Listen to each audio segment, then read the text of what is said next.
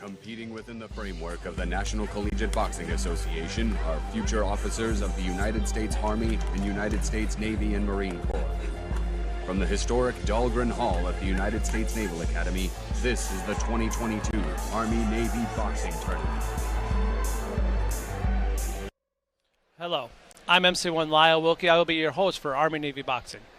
Army-Navy Boxing starts rivalry week between Army-Navy, which ends with the Army-Navy football game. And to my right is Staff Sergeant Randy Roberts. He's my play-by-play man. Staff Sergeant Roberts. Thanks, MC1 Wilkie. And that's right. Today I'm going to be here to help discuss technique, fitness, and the emotional side of the sport. You know, boxing at service schools is different than professional boxing. With that, let's take a look at the weight classes for today's event. So weight classes, what's the difference between the college versus the regular? Well, there are about 17 weight classes in professional boxing, 12 in collegiate boxing. 6 of those we're going to be seeing during today's event. That sounds great. Right now we've got the coach from Navy, Mr. McNally, who will be talking to us about what sports in college mean to the students. Check it out. The NCBA is designed for students with little to no previous experience. If you want to be a Division I wrestler, you had to be wrestling since you're 5, 6 years old. By the time you get through high school, you've had hundreds and hundreds of wrestling matches under your belt. College boxing is designed for good athletes who might have been too small for college football, too slow for college track, too short for basketball, whatever. And it just allows another opportunity for student athletes to compete against other colleges, but they weren't recruited. They weren't given scholarships. They just do it for the love of the sport, and it's great. There are schools all over the country, and it's a great program. Looks like the ring announcer's almost ready, but let's go to the tail of the tape for our first boxing match. All right, we got the 122-pound weight class. What does that mean when we're talking about different weight classes, like especially the smaller versus the heavier? The smaller weight classes typically you're going to see more movement and transitions. You're going to see a lot. You're going to see a lot of maneuvering around the ring. The heavier weight classes is where you're looking out for like the heavy blows and the fighters really going toe to toe with them. All right, I think the ring announcer's ready. So why don't we go to him?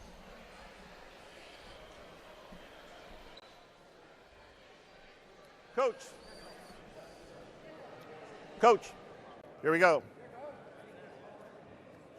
Reeled out.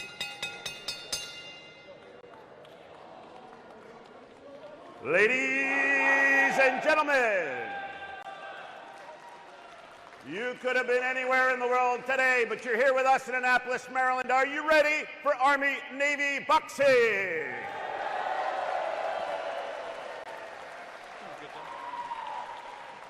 And to all of those on the Armed Forces Network, wherever you are, thank you for joining us here in Annapolis for this boxing. On behalf of the Naval Academy Athletic Association and the Navy boxing team, welcome to Dahlgren Hall for our Army-Navy boxing event. Ladies and gentlemen, before we start, please rise as we honor America with the playing of our national anthem.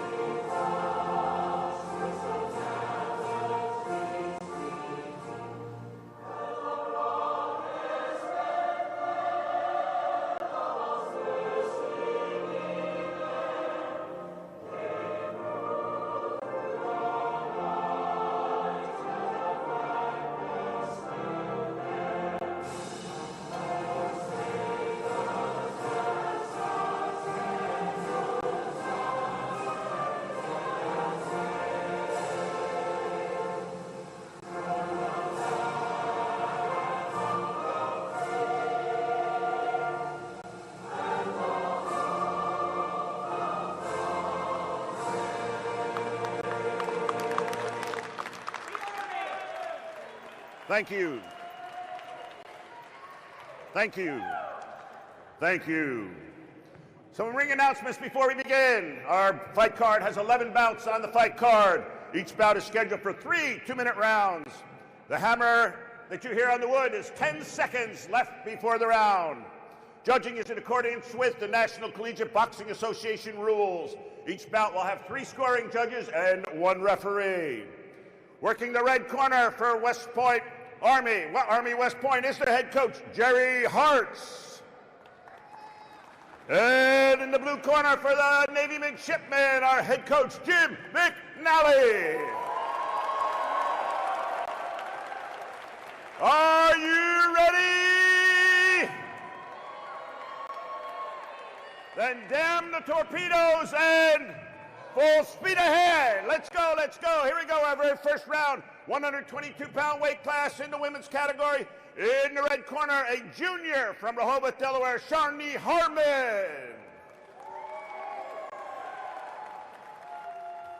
Her opponent in the blue corner from Navy, from Sylmar, California, a senior, Deli Johnson.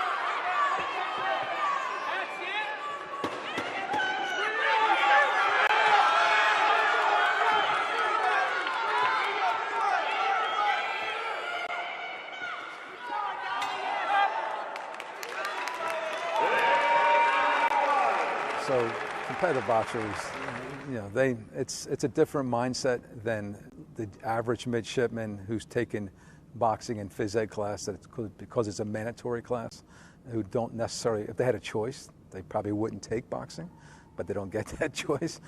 So for somebody like the boxers on the team, it's a different mindset. I mean, they're competitors. This is what they want to do, and they're in the ring with tough people. You know, we have a pretty good program, and we got a lot of tough boxers. So, you know, anybody you're going to spar that's on our competitive team, you know, you're going to get rocked. And so it's, yeah, they're nervous. I mean, not nervous about it, but they just know what's coming, and it's like preparing for battle. You're going to battle. You got to be prepared for battle and take what's coming at you, and hopefully give it back as well.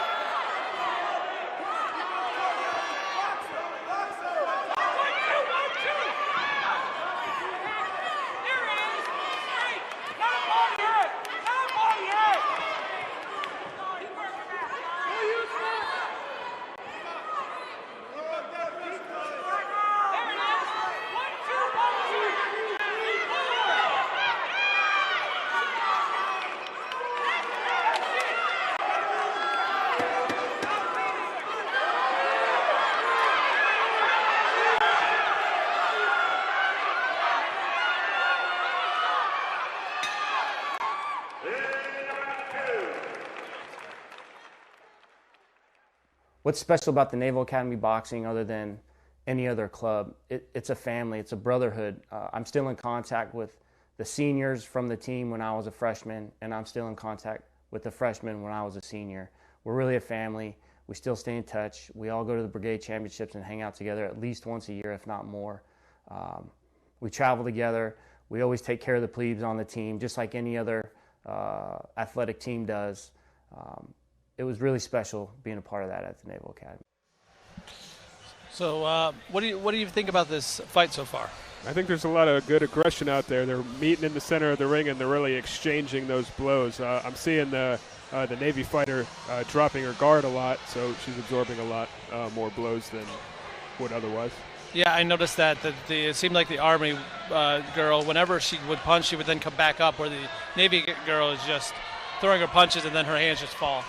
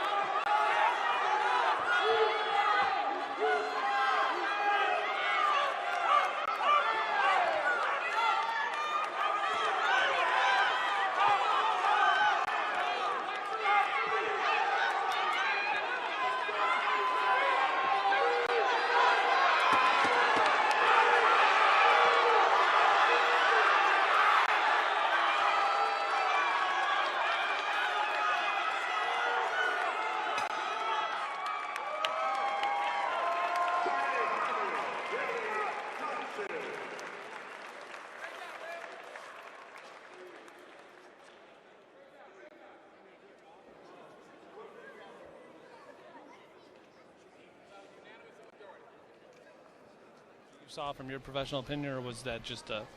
Yeah. She came out with a lot of energy that time. I think it's because she conserved a lot of her energy in the first rounds.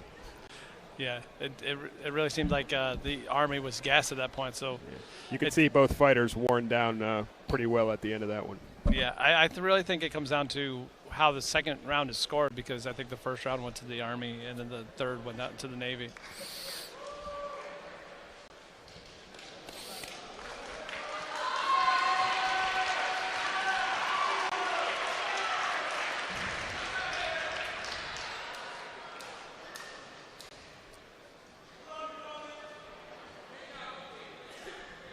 Coach. Is this the one? Yes. This is summation. Okay. All right. Got it. Okay. So here we go in our first bout, 122-pound weight class in the women's category. And the winner from the red corner in Army, Charnay Harmer.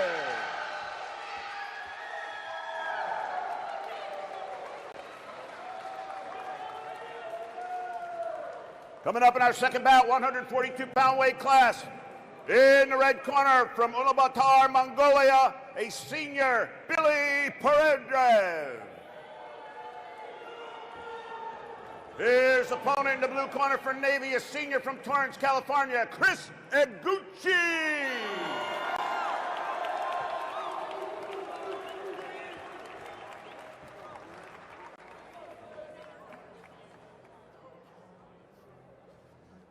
not do it this way. I don't want all three of these things handed to me. Well, that's right.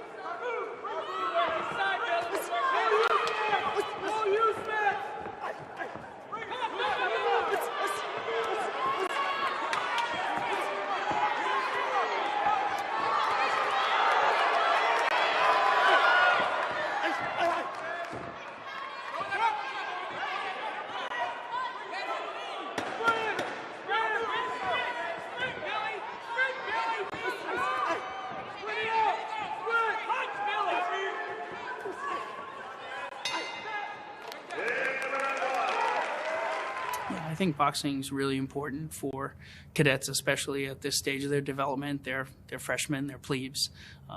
In today's time, most of them have never had physical confrontation at all, possibly never been in a fight, and that's okay. But I think we need to expose them to a little bit of fear, and then that results in fear management. We put them in a situation where they're probably going to get punched in the face, and they need to punch back. And we think that as freshmen or as plebes, I think that helps approximate combat. You can extrapolate that through their cadet journey. And then when they're officers in the Army, they're going to be faced with fearful situations, and they're going to know if they can overcome it. So you've obviously been a boxer and listened to the coach talk about how this could transition. How does going from the boxing ring help you in the Army when you're in battle or out leading people?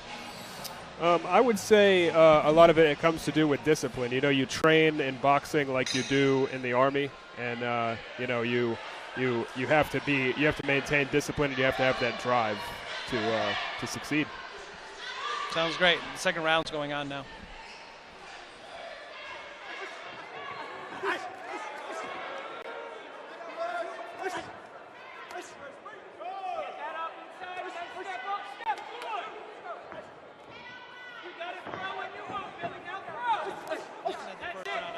The Army guy with his reach really kind of won that round. What would you say the Navy guy would have to do in order to try to get back in this?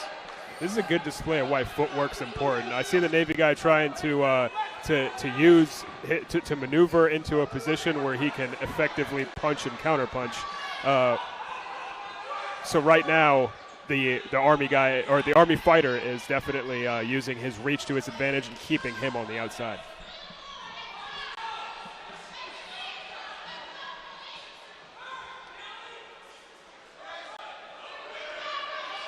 I've seen a lot of tying up. Why would you tie it up in the middle of the match? To get off the ropes. One example is right there. As your back's against the ropes, you tie up to sort of transition out to get away from that position. They stopped the fight there.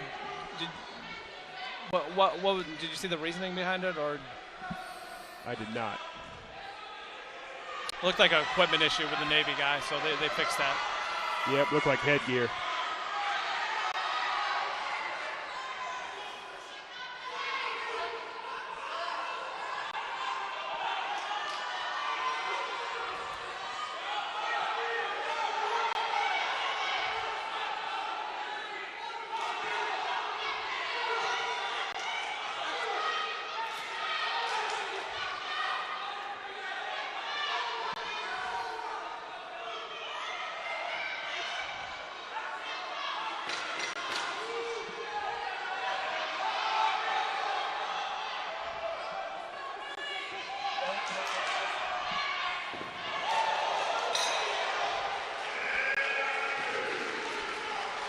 I think one of the things about boxing, and like when I compare it to other team sports and just sports in general, is the visceral nature of it. The fact that it's essentially mano a mano, and it kind of puts you in the situation where, like, no matter what happens, you're exposed. So everything that you're good at, and also everything that you're deficient at, is out there for the world to see. So there's no hiding in that sense. And then when I think to apply it to things like my job later on as an officer, or just life in general, where it's like there's a lot of things we can use to hide behind ourselves. You can hide behind your team, hide behind your coworkers, hide behind your boss.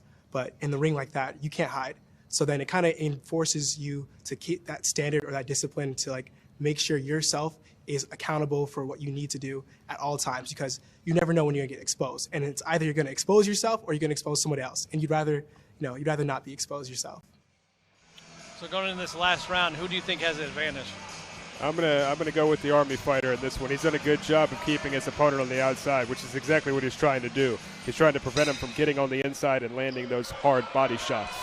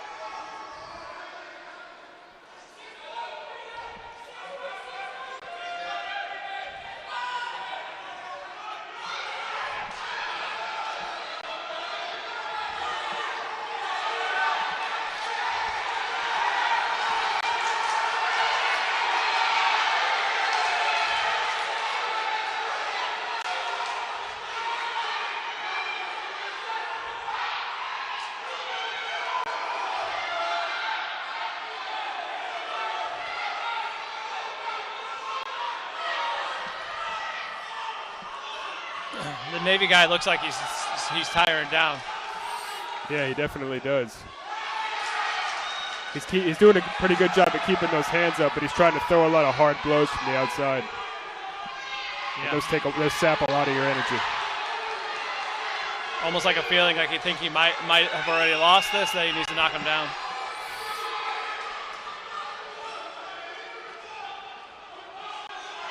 Yeah, it's definitely looking like the Army fighter still has the upper hand here.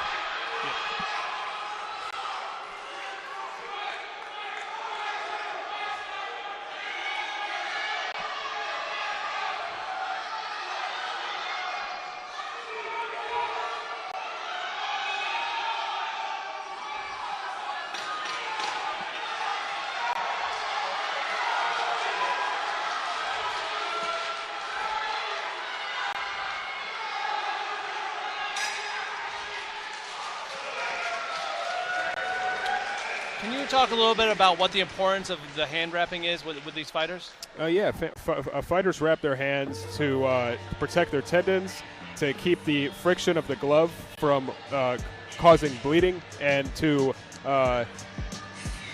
stabilize the wrist, to keep from preventing bone issues with that too.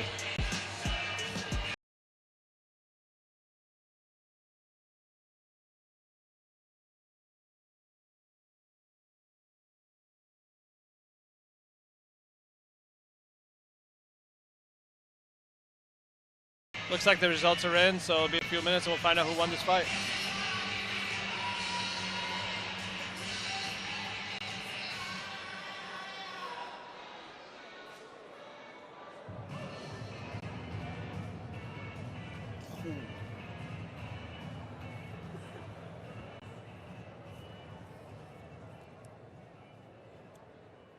Here 142-pound weight class. And the winner from the red corner in Army is Billy Birovdur.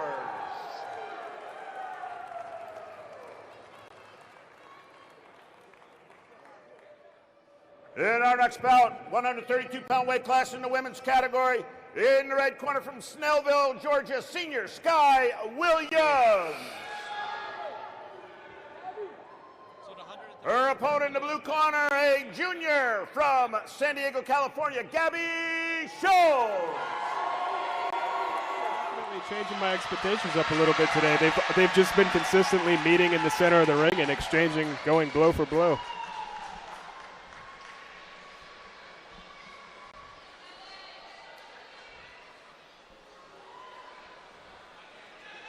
We got a new ref in there, so I don't think anything will change, but different one.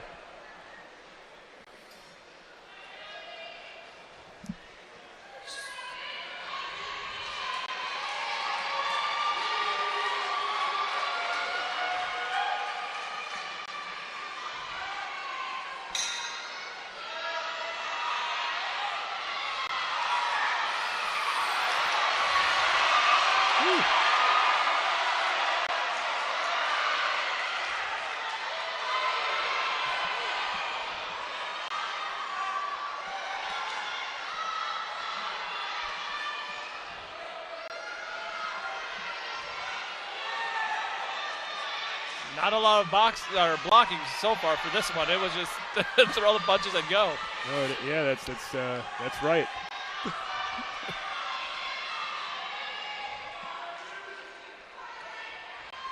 There's a lot more head and body movement in this round too. Yep.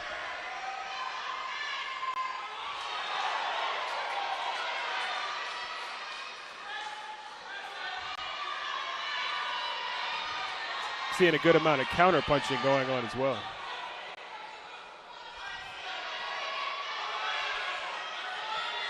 So in a fighter's mind, the counter punches versus blocking, how do you decide that? Well, the counter punch is generally set up by a block, so you're defending yourself, but at the same time you're using your footwork to maneuver around an opponent and use their attacks against them. So they come in for a blow, you evade that blow, and then you, at the same time as delivering one of your own.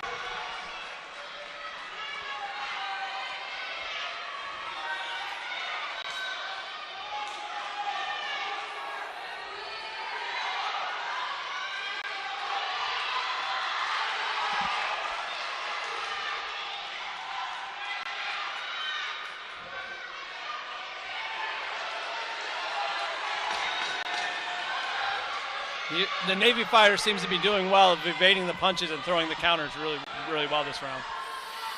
Yeah, definitely.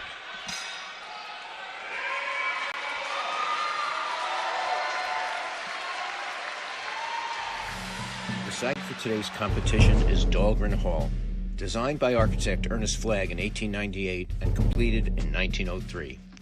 It was named for Rear Admiral John A. Dahlgren, U.S. Navy, a Civil War inventor of large-caliber naval guns. Dahlgren Hall is an example of Beaux Arts architecture, and over time has served as an armory, indoor drill area, and a weapons department lab. This hall was the site of Naval Academy graduations from 1903 to 1957. From 1975 to 2006, it housed the Academy Ice Rink. Presently, it serves as a practice area for boxing and other club sports and is home to the Dry Dock Restaurant. Dahlgren Hall.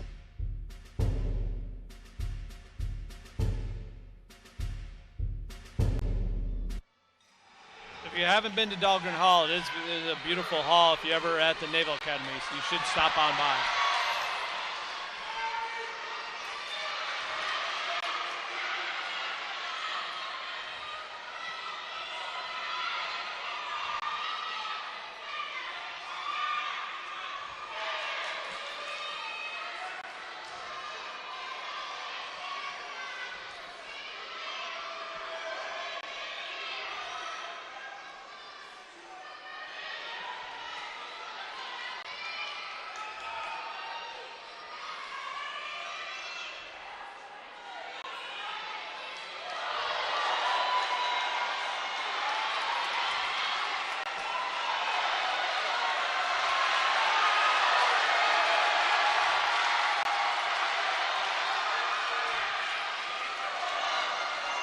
Navy crowd is getting loud out there. Yeah, it really is. It's looking at me like this one can go either way. Really depends on the scoring.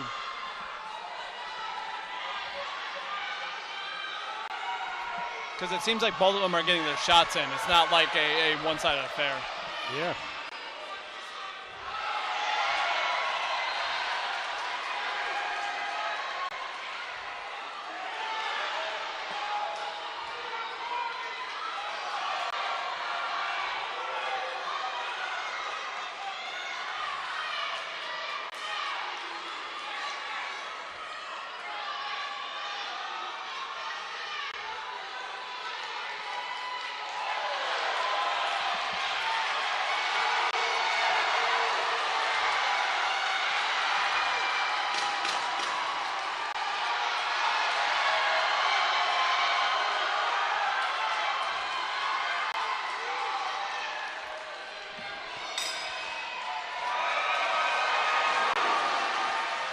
I think a big thing is just like the mental toughness. I mean, there's a lot of times like when you first start, like your defense isn't good. Like you come to the gym knowing you're gonna get beat up, and just like having the will to like wake up in the mornings like I'm gonna get punched in the face today, and like I'm gonna get beat up, and still come to the gym and working hard. Like it changes your mentality on stuff, and it helps you perform under pressure, which is obviously important as an officer. So.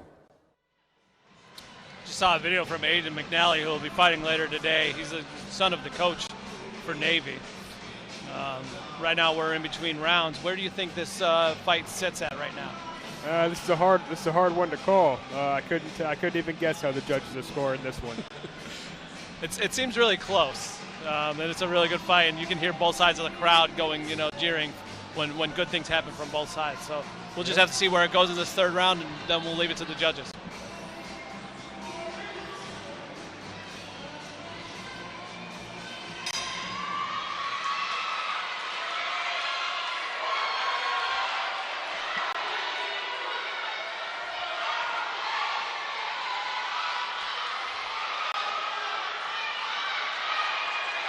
Some really solid blows from the Navy fighter this round.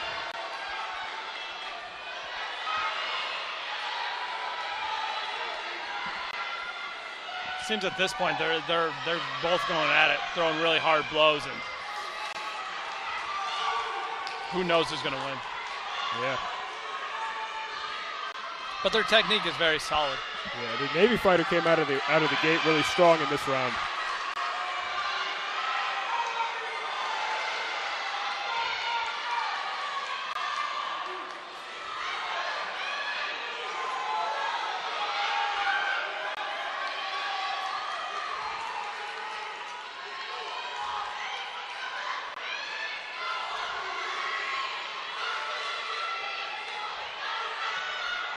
One thing I can say about this one is a lot of head movement and hand movements, not so much blocking with the hands up versus the other two rounds, other two fights. Yeah, they are keeping their hands in a good position though. I don't see much guard drop outside. I mean, right there.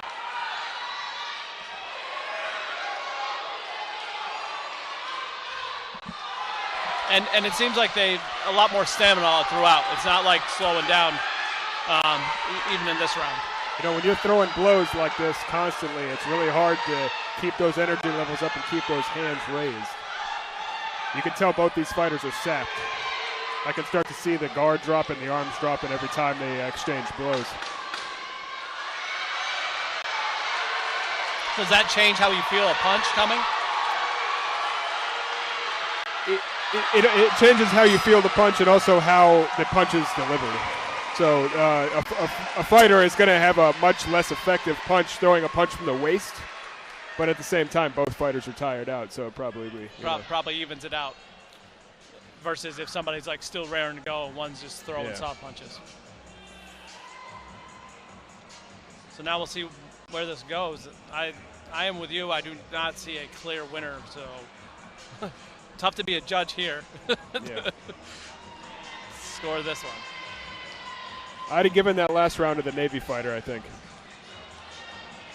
So it just depends on how they score the first two, which I agree. I think they're both even.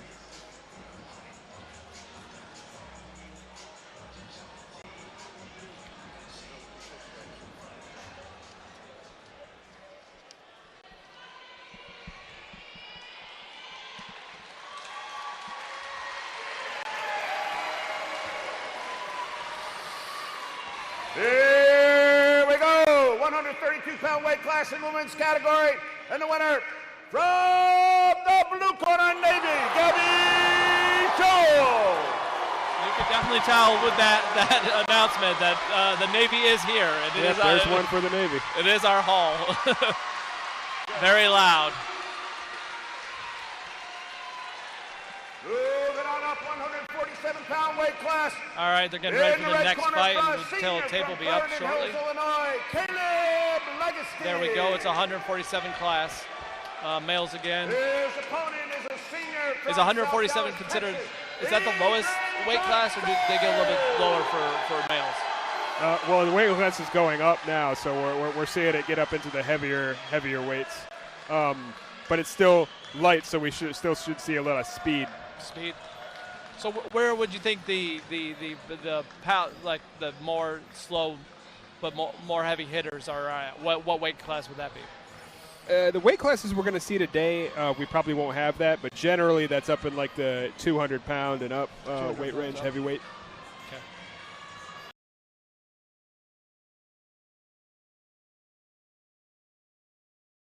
Here, do you think that'll affect this fight a lot? It can. Height affects reach, and it means that the shorter fighter has to spend his time getting on the inside. Quick flurry there.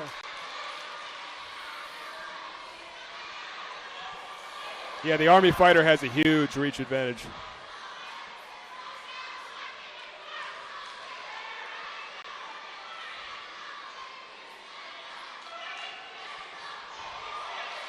Could that mean more body shots? He would be, if he could get on the inside, he'd be going for a lot of body shots. I am seeing that the Army fighter keeps his guard pretty low, but it's also because he's able to keep the Navy fighter on the outside.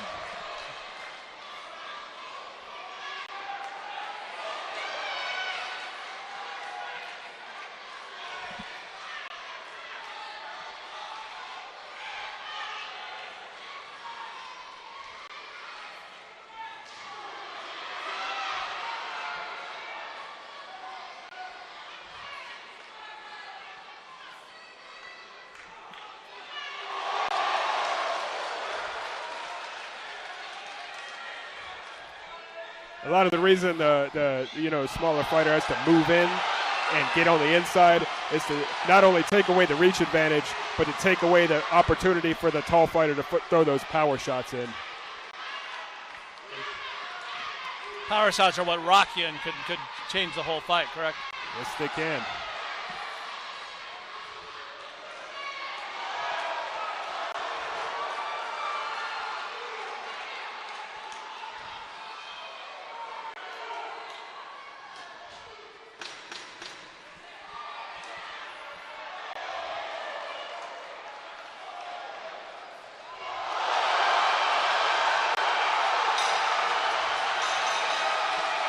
That was a heavy blow that ended that round. He got a good shot in there. Man, well, boxing has really prepared me to be a future Army officer because I face adversity head on every day, whether it's hard workout.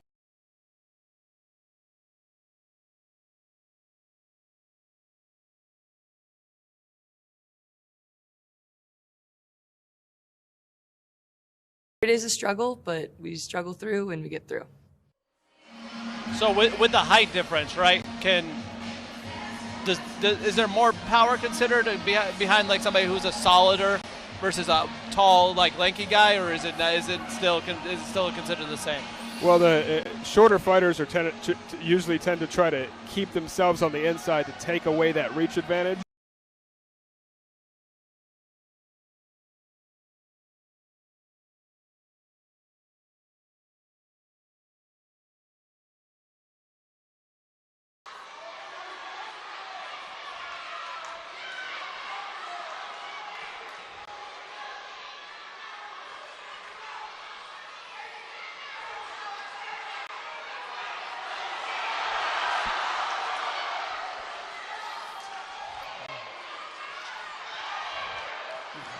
It seems like the Navy guys got good combinations of.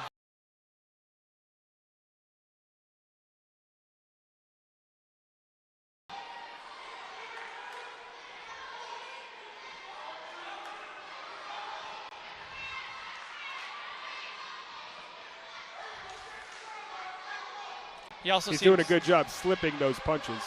Yeah, he seems quicker with his punches.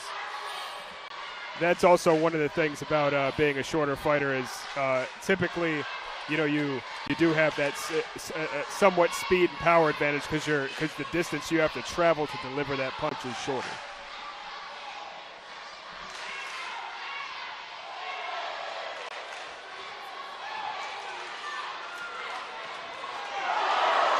See, he's staying on the inside now.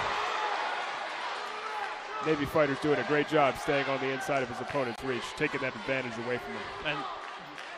And the Army keeps pushing him away to try to keep those. That was a good little tag right there.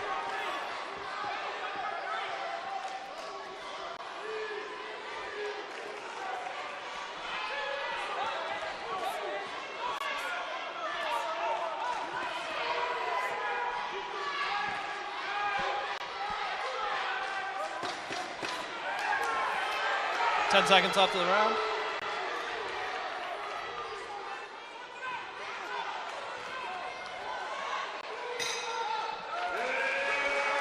So where do you think we're at after 2 rounds?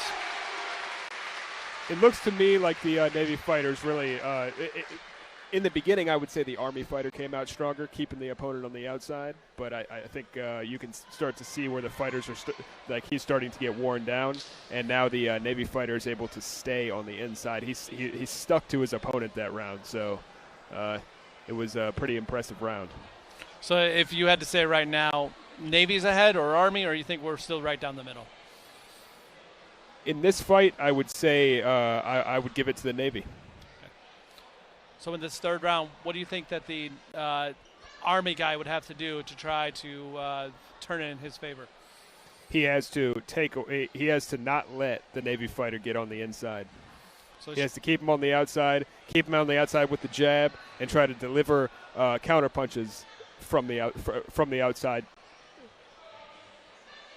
All right. Looks like we're starting the 3rd round.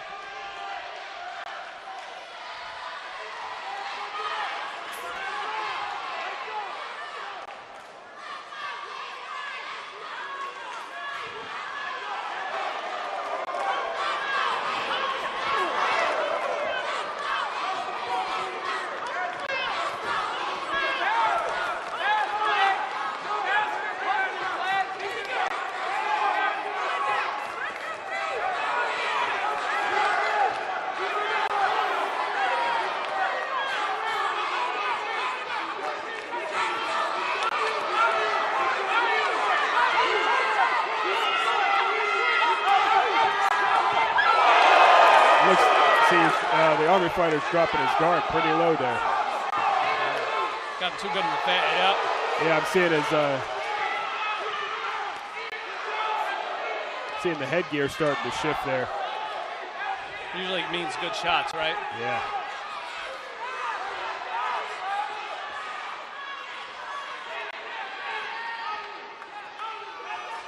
It looks like the Army guy is tiring down too. He's a little bit. Move a little bit slower, and his arms are hanging a little bit. Yeah, some of those power punches really sap you. Really sap that energy away. Make it harder to deliver. Make it harder to keep your hands up where they're supposed to be, and guard yourself from some of those blows, which the Navy fighter is taking full advantage of.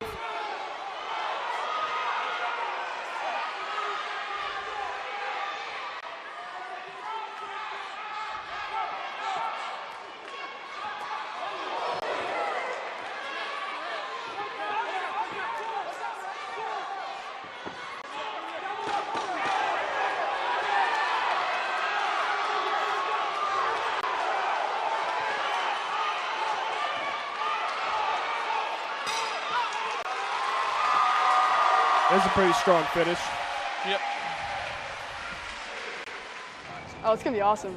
Yeah, I'm super excited. This is like my first kind of interaction with the Army-Navy from this point of view. I live by West Point, so I've seen it before, kind of like a different perspective. But from what I could tell, there's a sprint football game on Friday, and everyone's kind of already gearing up, and I love it. I can't wait to be out there and support. All right, so where do you think we're at with this one? Do you think it's one way, or do you think the judges have a tough decision? I don't think it's clearly one way, but I would say that I would give the a slight advantage to the Navy fighter. He did a really good job staying on the inside there and delivering those heavy power shots. He got some solid blows in. But it's not all about the power shots, obviously. It's landing. No, whichever it's ones. not. And those are what the judge is looking for, is blows that maybe, you know, to our untrained eyes. Blows that aren't glancing blows, really any solid punch that lands, be it body, head.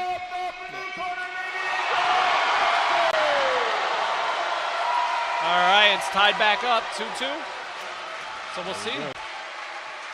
Good showing for both sides so far. Here we go, 150-pound weight class in the women's category. bout In the is red corner getting from announced. Byram, Mississippi, junior Gabby Here's our tail of tape. It's a 150 weight Nelson. class for the females. Moving up. Her opponent in the blue corner from Navy from Long Island, New York, a sophomore, Erin Natastro.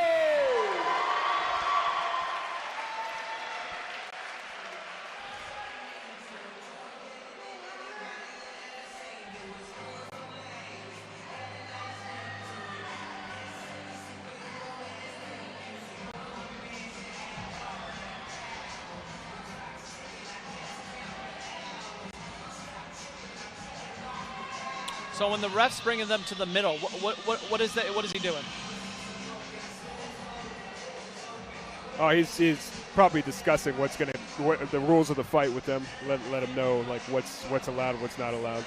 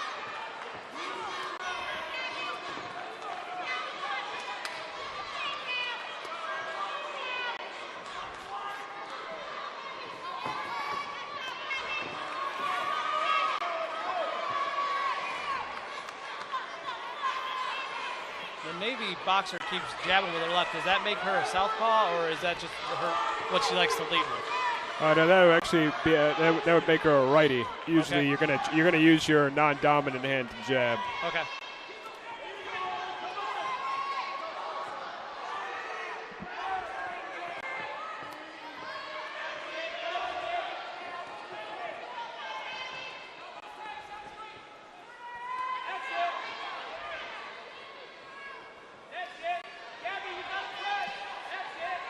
They seem like the same height, so this is really a good bout, just going at it kind of thing. Yeah, there's no clear advantage in this bout, not by height or reach.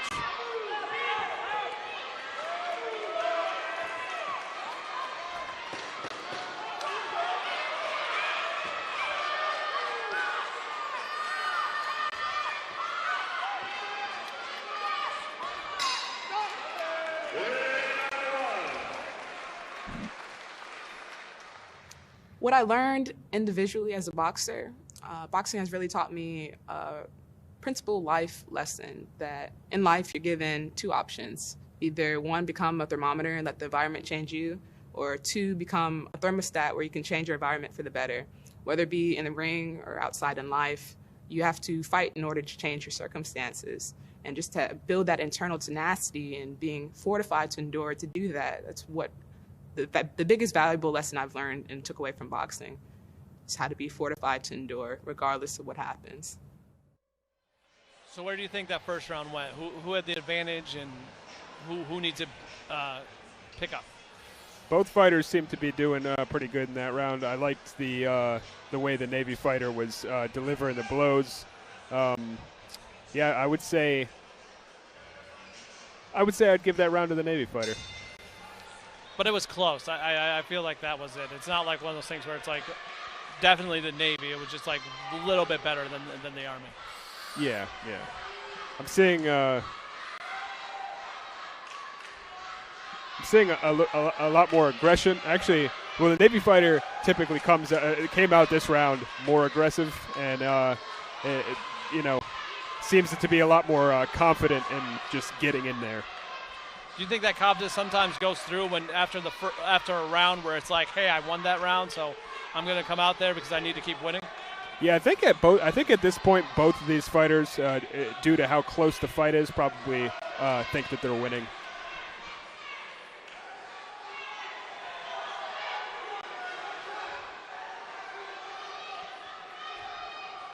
But you can see how delivering those constant blows and staying locked in the center there can sap a fighter's energy.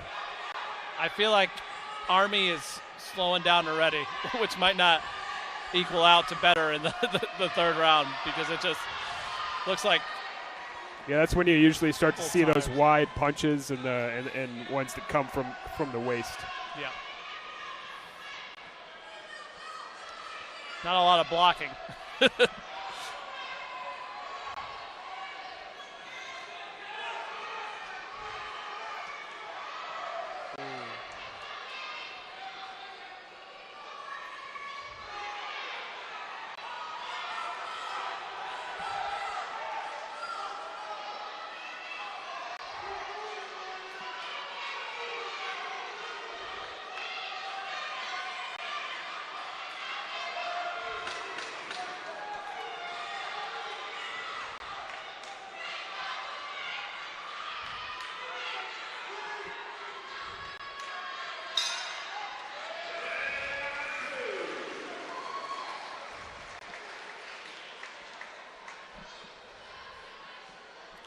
Where do you think that round went?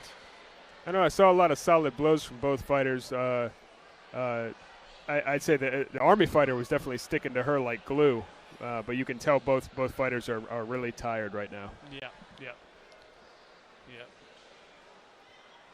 I feel like sometimes the Army's fight was throwing punches, but not a lot of power behind them, because it seemed like the Navy was just pushing them off before they got there. So it's still close. I think stamina-wise to me, but not. Obviously, I'm not a boxer. The Navy looked like they had a little bit more strength. There's a little bit more zoom left in them versus the Army. So it might be Navy again, just because of that right there. Of the gas is out of one, but we got a little bit of gas still left. I'd give the slight advantage to the Navy fighter so far.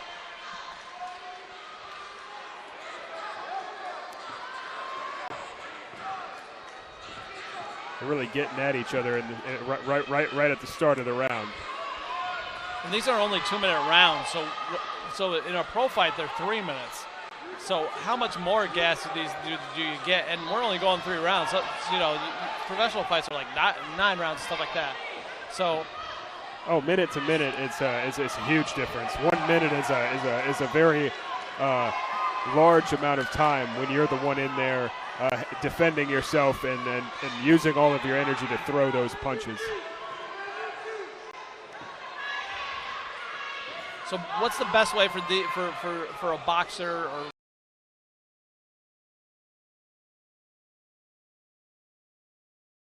stamina? Because I mean, like we said, we're only doing 3 rounds here, but there's 9-round professional boxing, those kind of things. So do you guys just go out and run, or how do you up your stamina for in the boxing ring? Well, it's time and practice. That's what those training camps are for, to push the fighters to those mental and physical limits, and really build their confidence, their stamina, their power, and keep them in the fight for as long as possible.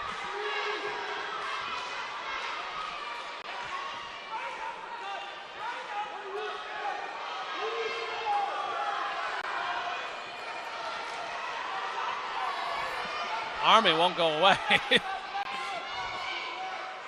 Just keep going on top.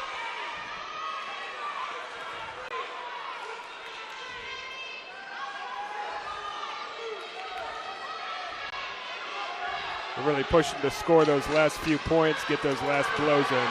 Because it could be the difference between winning the fight and not winning the fight. Yep, this one's definitely a close fight.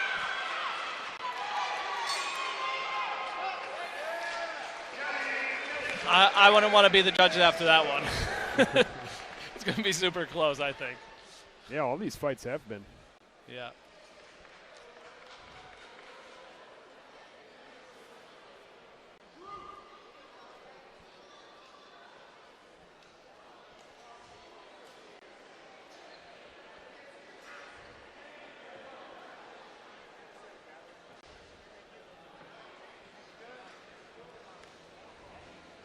Just looking at them, they look tired. So, but you give it your all to be out there, right? You only got 3 rounds. Yeah, you sure do.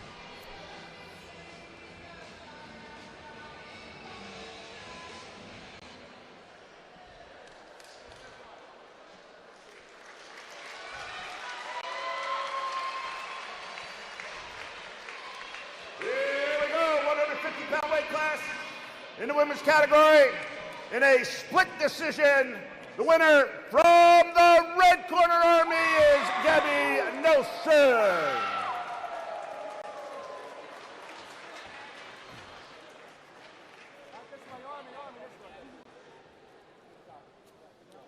Moving on up, 156-pound weight class in the women's category in the red corner from Army, a senior from Virginia Beach, Ruby Romslin. Her opponent in the blue corner from Navy, a senior from Scranton, Pennsylvania, Abby Pidgeon. All right, we got the tail of the tape. Another female, it's 156 to 6 pounds.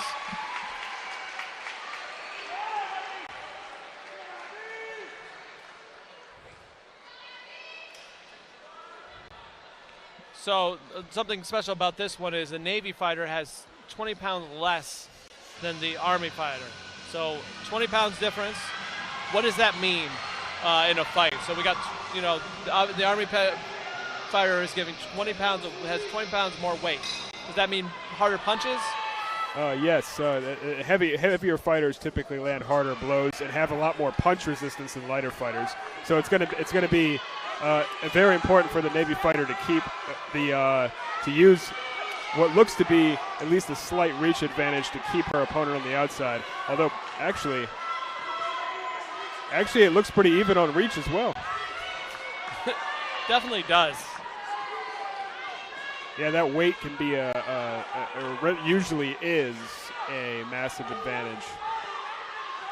I can say that the footwork is already in the beginning of this is phenomenal.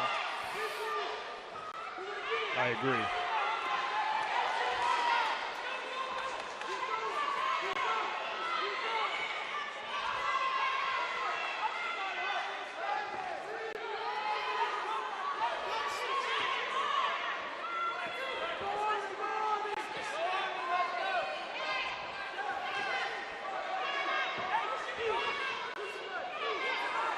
Swinging wildly there.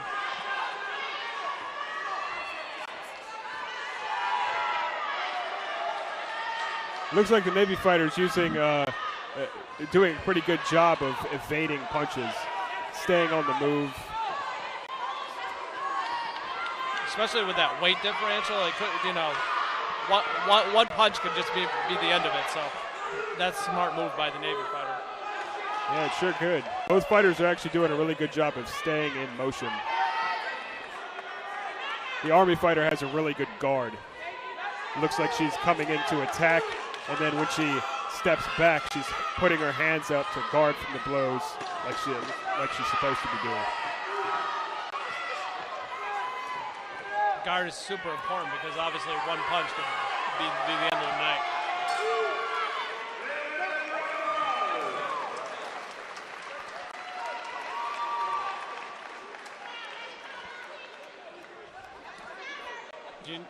Who do you think took that first round, or do you think it's an even round?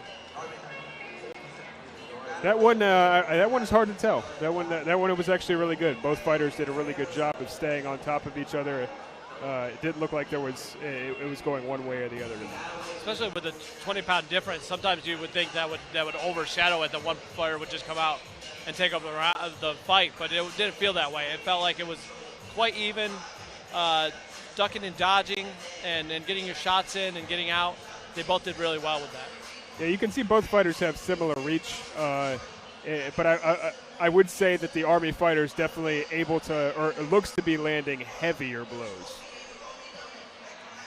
But as long as you can stay up, those heavier blows don't really matter because it's by a point system. Getting hit by one versus another, it's still the same.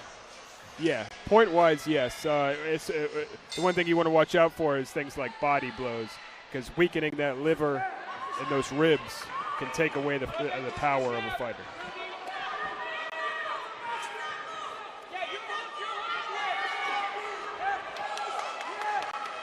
There was a good shot there by the Army.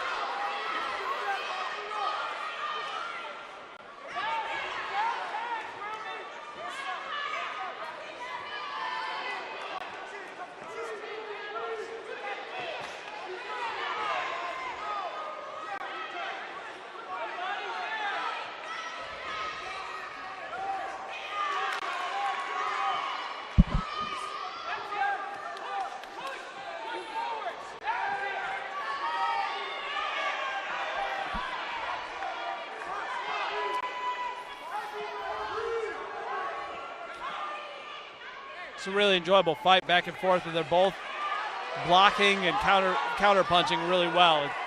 It's very hard to tell who's winning this fight. Yeah, it looks like they're being a little bit more tactical. I'm seeing a lot more setup in this fight.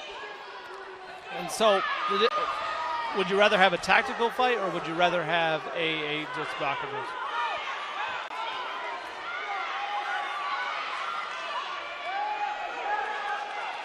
Would you rather have a tactical fight, or does it in a fighter's head of watching a fight? You want it more tactical, or do you want it more knockout, drag out, kind of like big old Rocky style that everybody that's like me who's like, oh yeah, that's fighting kind of thing. We're watching those fights where people are in the middle, in the center, exchanging those heavy blows, trying to knock each other out. Those are usually the fights that get the crowd most riled up. But from my perspective, I do also enjoy the tactical ones because you get to see a lot more footwork and maneuvering, which are kind of the core. Boxing has taught me a lot. The things I've already discussed: self-confidence, mental and physical toughness, making quick, decisive decisions in a matter of seconds, and the biggest thing is a winning attitude. So obviously, boxing is a team sport, but when you're in that ring, you're in the ring by yourself. So you've got to have this winning attitude that you want to win. When I went through BUDS, when I went through SEAL training, the program is designed to produce winners. We all show up extremely in shape. Everyone is physically fit, but really only the folks who want to be there, who have a strong desire to win, are the ones who actually make it through the program. So, that strong desire to win, that self-confidence, and that mental toughness, all those aspects of boxing was able to help me become a Navy SEAL at one day.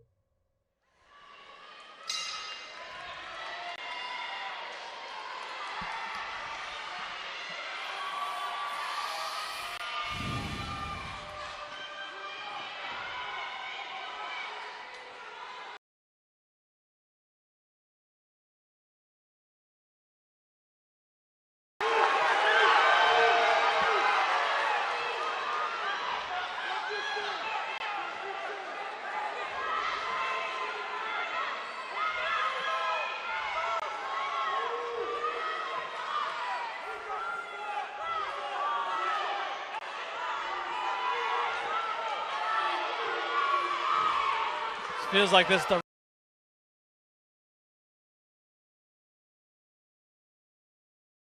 on target despite all the slipping and moving going on. And also the stamina is like really well here. It doesn't seem like one's more tired or the other.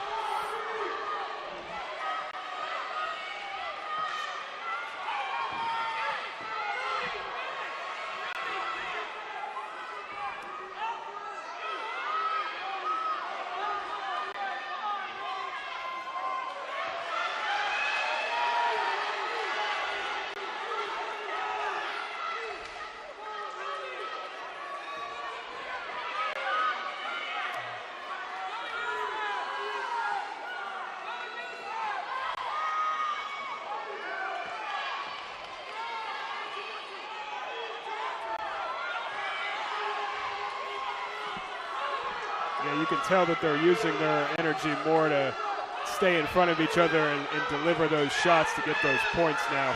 Yep. Third round is when it matters most. Last 10 seconds. That's what you want to see. They're in the middle, just boxing it, you know, letting it go. They know they need every point to win. Yep. Blow for blow. That was a really good fight.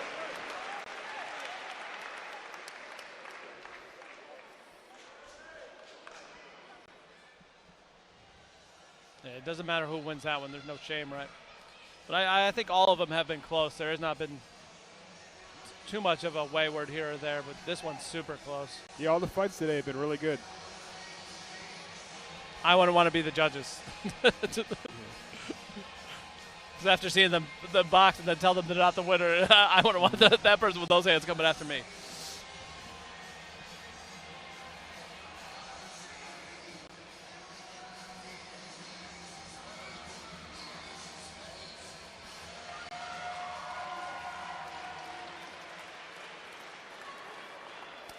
Here we go, 156-pound weight class in the women's category and another split decision. But the winner from the red corner in Army is Ruby Rumsford.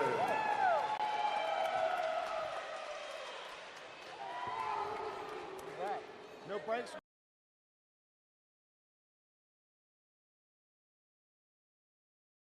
Now 195, which we talked about before, getting up there near the 200, which are the bigger, harder hitters. What do you expect to see out of this fight? You know, it's really hard to tell. All the fights so far have surprised me in terms of what I would expect to see out of the weight classes. I expect to see some heavy shots getting landed. And we do have looks like a pretty big height difference. So, I mean, we'll see if the guy gets inside and hits those shots like you say, or stays on the outside. And the Army guy, obviously with his length, will be better off.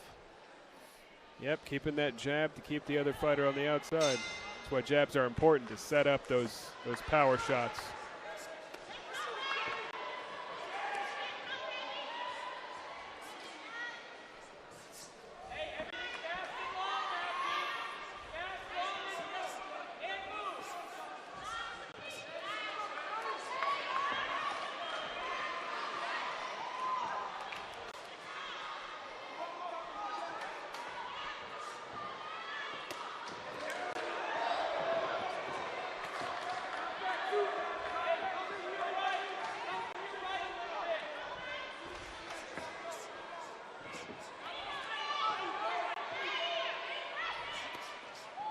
A lot of solid movement and footwork from both fighters.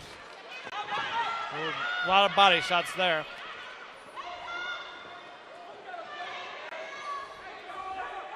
Trying to get the Army guy to shorten his reach.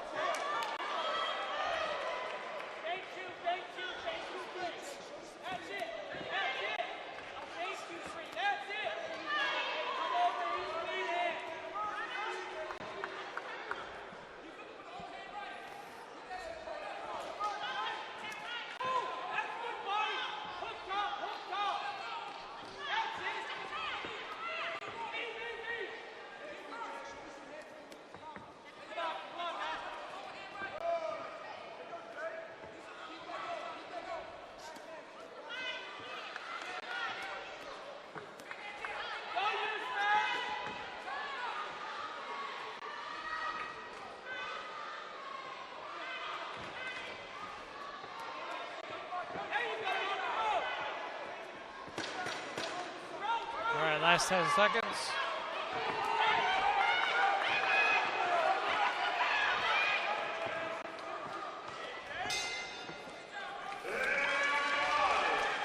So, the speed bag. All boxers use it. What's the significance of a speed bag? Coordination. Speed bags are a classic exercise, just like any other drill the boxer uses to develop that that hand and eye coordination, and that rhythm as well. So we also have the heavy bag. Obviously, it weighs a lot. Is that to give you the feel of like punching like skin and that kind of thing? Yeah, you want a heavy bag to give you enough resistance to deliver those blows. It's usually weighing about excess of about 100 pounds. That first round, who do you think won, or do you think we're right down the middle again? Yeah, I mean, that one, I don't know who I'd give that round to. Both fighters seem to be using an equal amount of, footwork and body movement and head movement to stay ahead of those punches, counterpunch, and do things like. So hard to see who won what, because you might see a punch, but it might graze off, or it might not actually hit the guy, but you're like, oh, he threw more punches. But that's not what it is. It's actually landing where they're supposed to, actually getting a hit in. Yep. A glancing blow can look like a solid shot from another angle. Yep. So is there a technique, if your judges are like where they are by the left corner, of trying to keep your opponent over there to maybe so they can see like what you're doing, or you really doesn't go into the mindset of that? Judging is just a hard, it's tough to be a judge, because depending on the fighters, that when they move around as much as these fighters have, as much as they're supposed to, you can miss body shots. You can miss, like what we were talking about, glancing blows and solid shots. Some of those can fall through the cracks.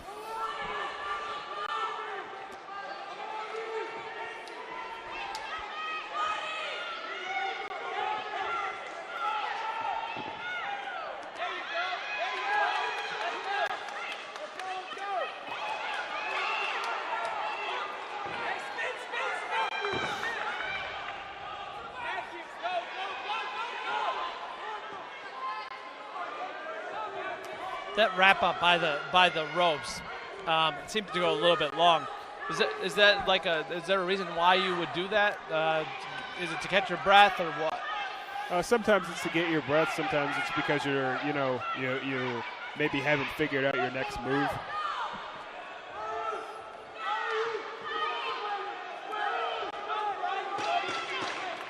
Is he bleeding?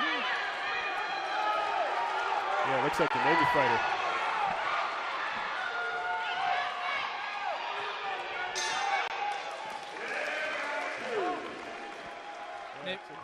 Stay calm, Boxing is not a sport to where you can just freak out in the ring. Once they see that you have fear in your eyes, that's when they'll start attacking. And when you're attacking, you start getting scared. Put those two together, that doesn't work well, right? So during boxing, it's taught me to stay calm in those stressful situations. Even when you know the odds are against you, right? You can always do what you can to try to make the best out of the situation that you're in.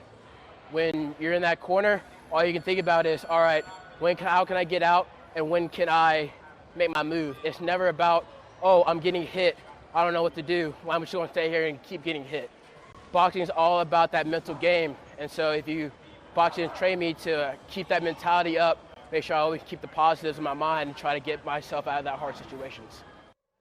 So the Navy guy got cut. Well, what does that significance?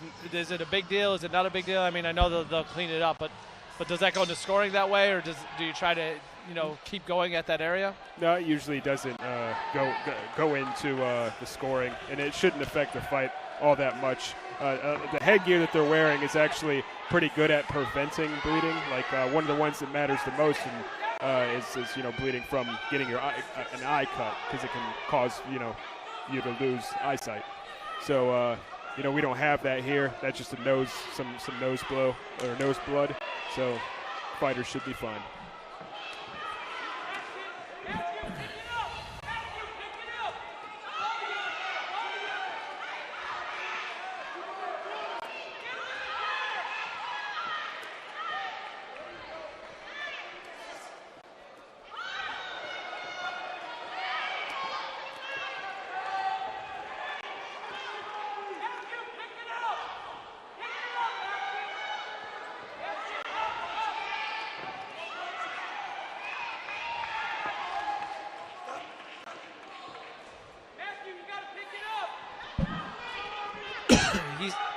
The ref signified like a blow to the back of the head. What does that mean? That is an illegal blow. So punching in the back of the head is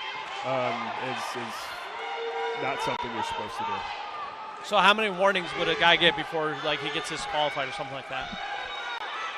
It depends. It usually take repeat warnings for something like that to happen. Okay. Or fighters to intentionally target that. Sometimes those back of the head blows just happen in the heat of the moment.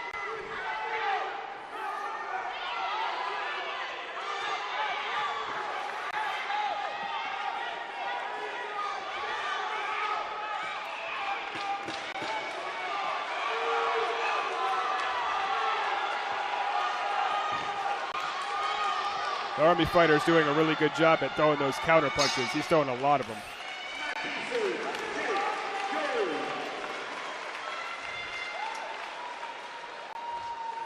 That's what makes being wrapped up so tight so difficult, because you throw a blow from that close, and the other fighter evades that blow. He's coming right in for one of his own. He doesn't have that far of a distance to go to land it.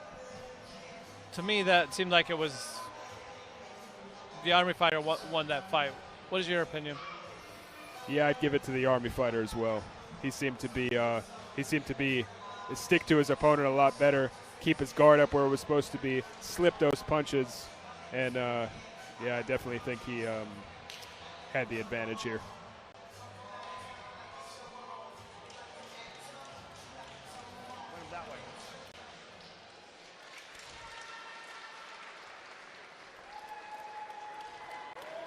Here we go. In our weight class, 195-pound weight class, and the winner from the red corner in Army is Matt Bisa.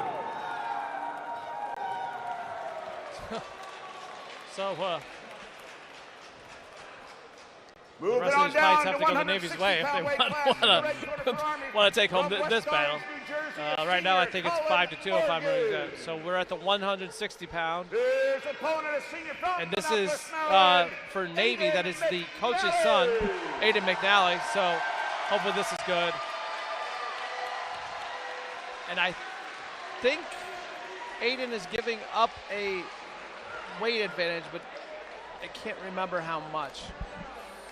Yeah, Aiden has a weight disadvantage here to the Army fighter, for sure. Yeah.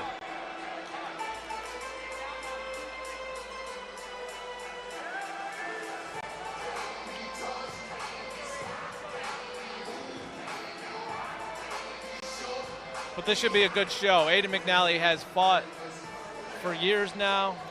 He does AAU boxing. He does not. Oh, okay, never mind. He does not do AAU boxing.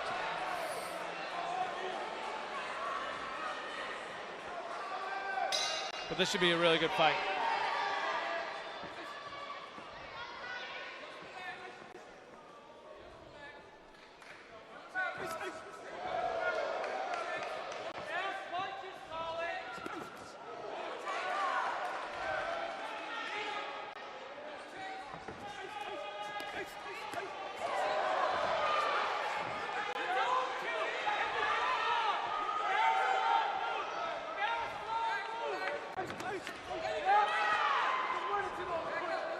Looks like the fighters are trying to size each other up still. Yep. But with only 3 rounds, you think that's smart, or? Yeah, it can be. There's no real advantage to just going in there and going blow for blow.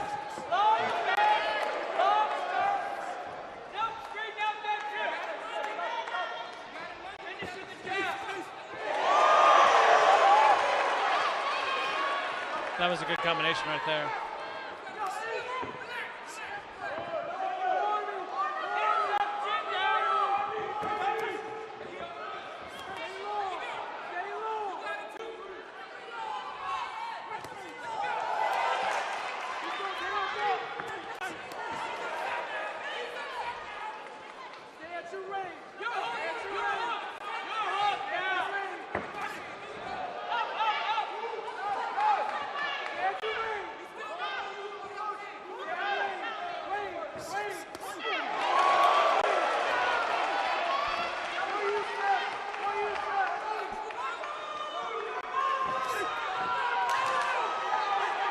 Navy guy seems to be sticking and jabbing, moving and going. And landing his shots, getting out of there. Yeah, it's very quick.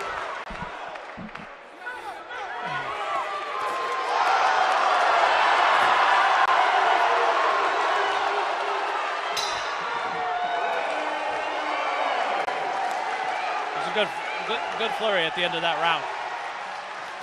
He's doing a good job of delivering both body shots and head blows. Yep.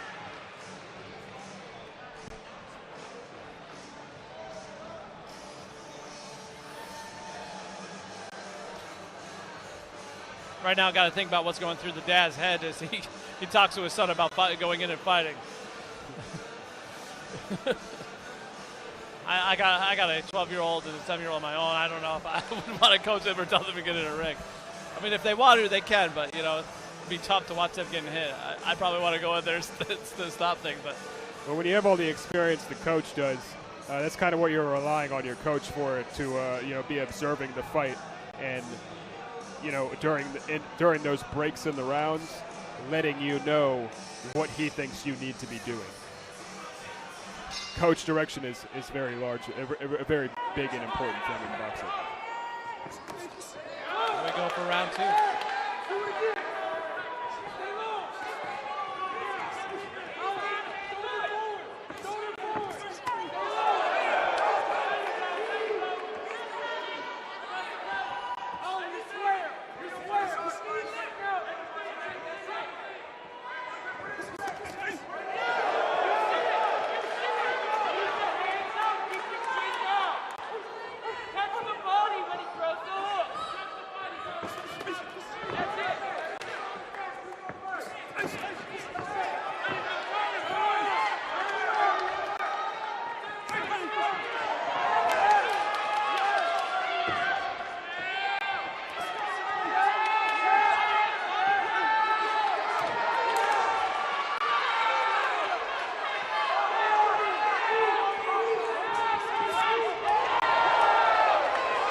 Navy seems to be really good about getting in and getting out. The Army's throwing punches, but, you know, he's good at getting his head and his body out of the way so he doesn't get hit by it. Yeah, despite the reach disadvantage here, he's actually throwing some very well-placed blows, even from the outside.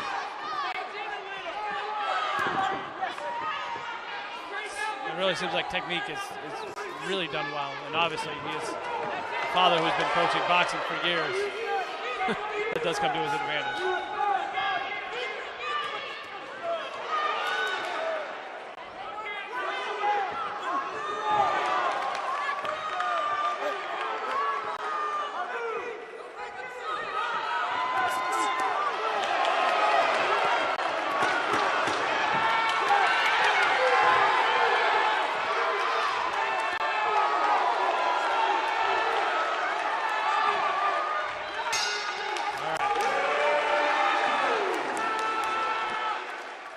Our team talks about this all the time with how well boxing has prepared us. So this past week, I fought this past week, and I didn't get much sleep in the days leading up to it. I got 4 or 5 hours of sleep a night, and then I was, you know, I have to make weight, so I'm hungry, I'm dehydrated, weigh in, and then that night I have to fight. And I can't think of anything else that mimics the state of mind you go to in a combat scenario of, you know, I'm exhausted from school, I have all these other duties as a cadet, and then that night I kind of have to block all that out and go do my job in the ring. So in that sense, it's almost a direct translation. It's, you know, work your tail off the entire week, and then go to war on Friday. So we've been 2 rounds now. Who do you think has the advantage? You know, I'd say I've seen a lot of solid shots from the Navy. The Army, I mean, I've seen a lot of solid shots from both sides. Again, this is these fights are very hard to call.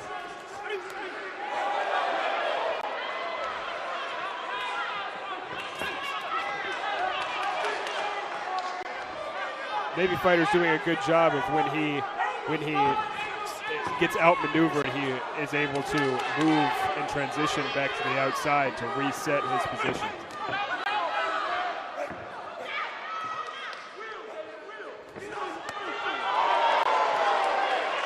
I think this fight could go many more rounds. I mean, they both seem their stamina's really good. Yeah, they don't seem to be as worn out.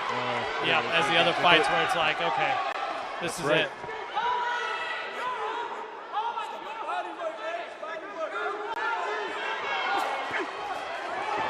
Good body shots there.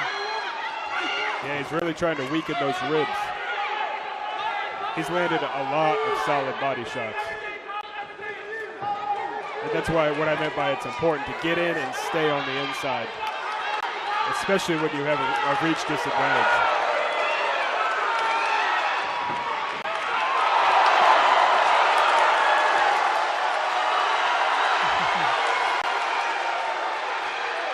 Big blows from the Navy got the crowd excited. Yes, they did.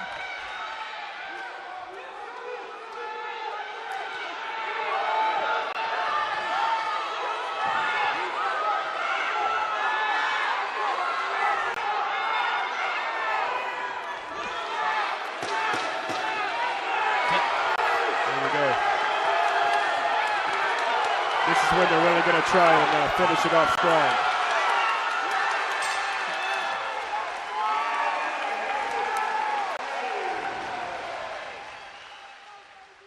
All right, so if you're watching on AFM, please go to DivitsHub.net to watch the rest of the fights.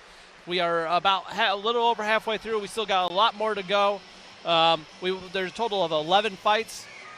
So we are through. That was number 8. So we got 3 more to go. Please go to DivitsHub.net to watch the rest of these. We are going to be signing off of AFN for other programming. If you want to see the rest, please, DivitsHub.net. Thank you.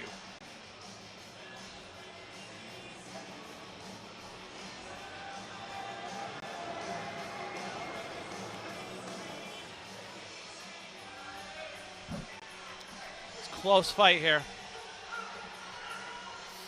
But it says something for the Navy fighter, giving up the weight and still be able to do what he needs to do. Yeah. Boxing up in weight is a very hard thing to do. Here we go, 160-pound weight class, and the winner from the blue corner, Navy, Aiden McNally. And the coach's son gets the win. That was a great fight. Moving back up, 175-pound right, weight class in the we'll red go right corner on from into the Army, next one. From El Paso, Texas, a sophomore, Juan Carlos Take Tanabe. 175.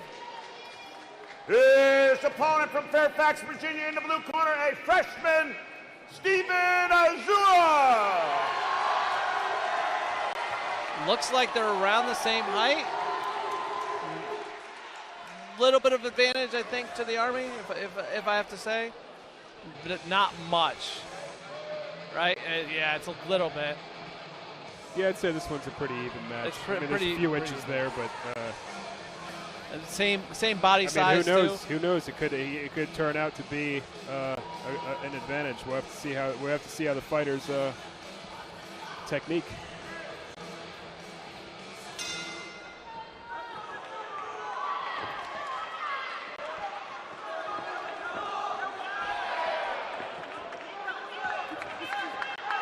Navy's coming out with some quick hands here. Body to head real quick, going between the two.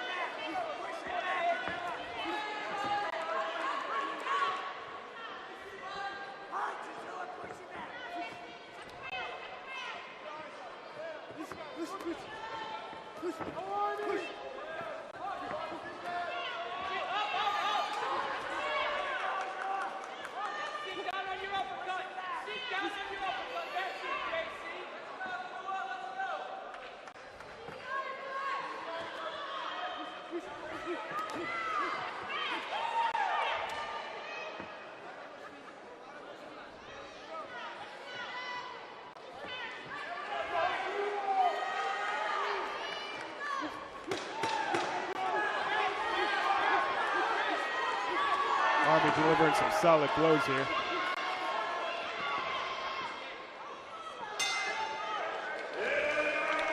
Slower fight. Emotional state for Army-Navy is unlike anything else that I've experienced. It's just pure passion. For the past 6 months as a freshman or youngster through senior year, you've got years under your belt of just screaming, go Navy, beat Army for every night you go to bed. And then you get to Army-Navy week and you look across the field and there they are, there's the enemy. There's a reason why Army-Navy game is prime time every year. It's college kids who have dedicated their lives to service. And although they're competing right now in an awesome rivalry, an awesome football game, an awesome week of rivalry, 6 months after they graduate, those seniors are going to be arm in arm in combat. So it's just an experience that I wouldn't trade for anything. Would you give the advantage to the Army guy in that first round?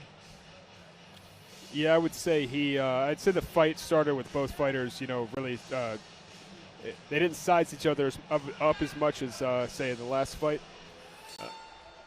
But it ended with the Army fighter really sticking in for those blows.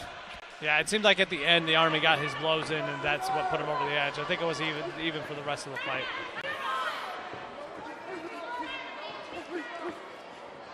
Hey, you got to finish with your hook, JC.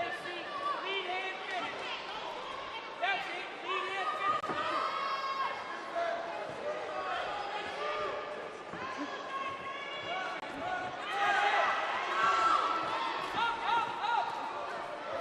One advantage Army does have in this is we've got an upperclassman versus a freshman.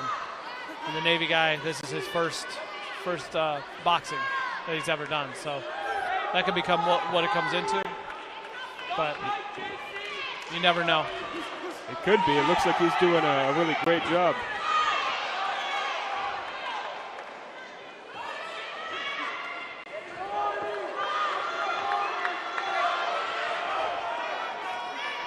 The nice thing about this is like his first real thing, is it seems like it's an equal opponent, not somebody like the last one where they're dancing around, a lot of head bobbing and their feet are moving. Where it's like, man, this they've been doing this for years. It just seems like they're in the middle, just jabbing it out. Yeah, tracking the other fighter's movement and keeping those punches accurate can be a very hard thing to do.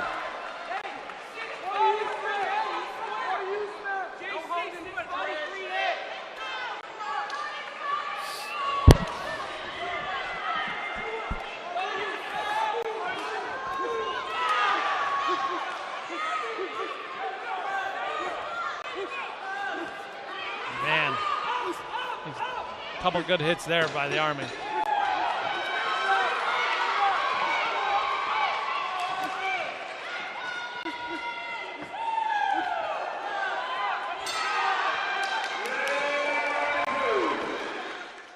One of the biggest things I've learned in boxing is mental toughness. So that's a hard one to teach yourself because it's really a mindset. But getting up, every day, going for that long run or training hard and putting hours and hours of work in the gym and then fighting your opponent, all those levels of training, help develop your mental toughness. So, if I had one thing to take away, the biggest thing that boxing has taught me, it's strengthening my mental toughness. I feel like that second round was almost the same as the first round, where it was going so well, even out, and then the end, Army again got some good shots in that just put him over that edge a little bit. Yeah, that could be.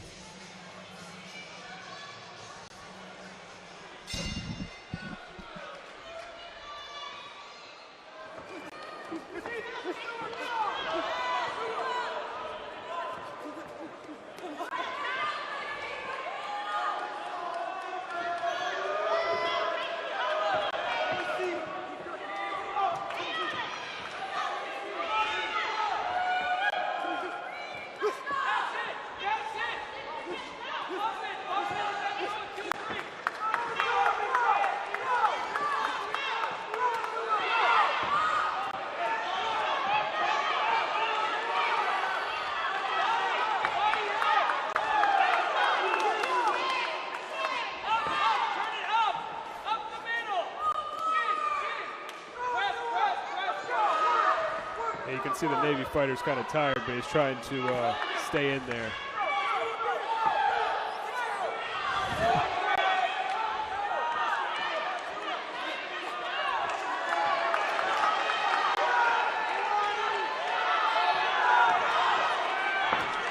Yeah, his blocking's gone.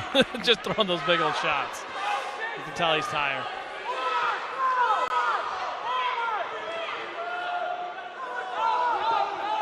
Looks like a cut in the nose again. Yep.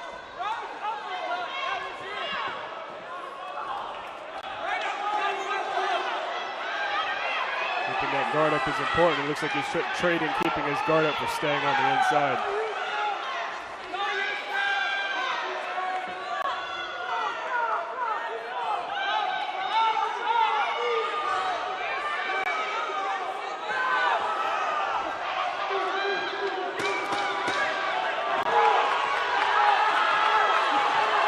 Now they're just throwing haymakers.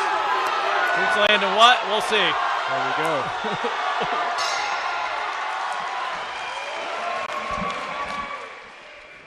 Army-Navy's huge. I mean, once again, like growing up, like there's always a huge rivalry between the two, so there's not really any better way to dispute it between a fight. So it's a lot of pride on the line, a lot of betting rights. So. All right, let's see who won this bout. I think I have to give advantage to Army in this one. I think I Navy look the same. The Navy fighter ended the fight strong there in that round, though. Yeah, Navy did well, but I think that third round was really, the gas was there, and the Army just had a little bit more left. So.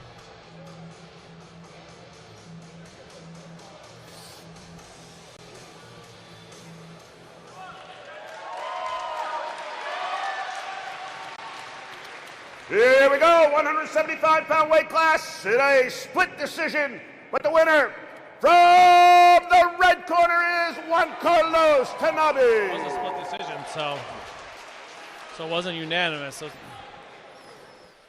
I think it's the same sentiment that we were saying. In our second bout, 175-pound weight class in the red corner for Army, a senior from San Antonio, Texas. Another 175-pound weight.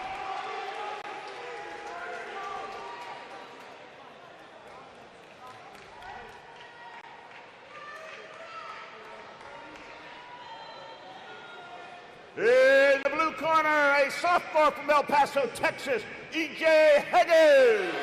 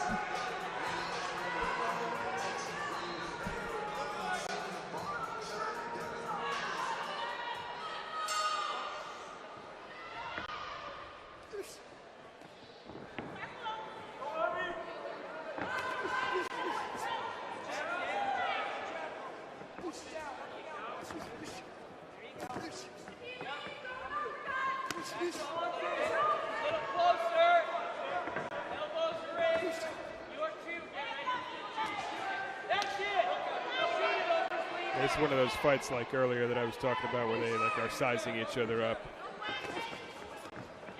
rather than just meeting in the middle and exchanging blows.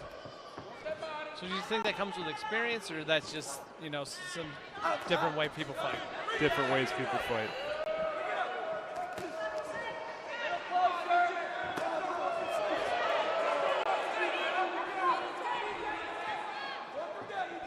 Generally, I find that the fighters with like the more years of experience fight like that because they know, you spend a lot of time getting accustomed to how much energy needs to be conserved and things like that.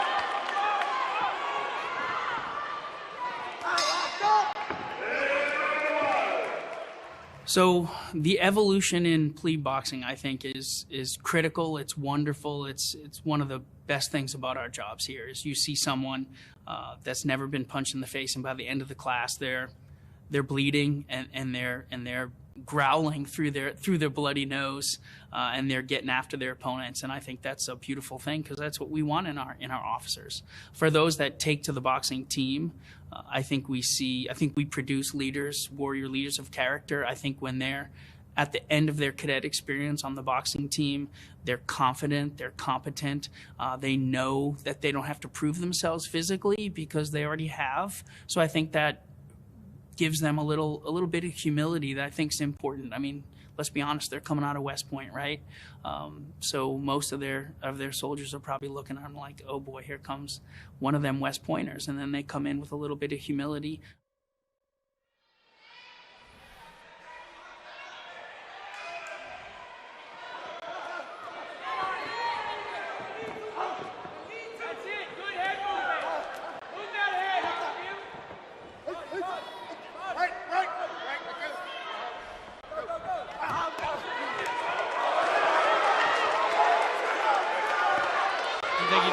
Into the ropes, or do you think he got hit by a shot and knocked that back? It looked like they just maneuvered. They're both maneuvering to that area of the ring.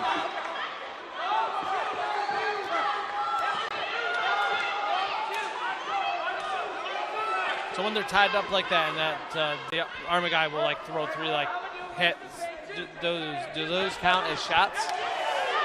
You know, to be honest, I guess it would depend on how the judges in this particular event are scoring it. Okay.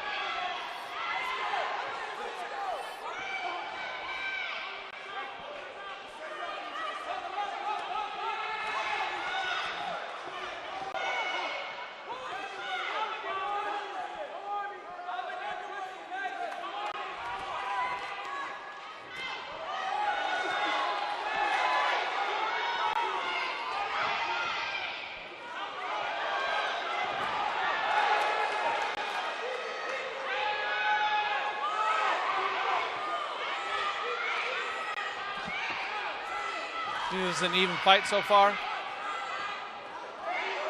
I think both fighters have thrown some solid blows. I'd say I'd give the slight advantage to the Army fighter in this one.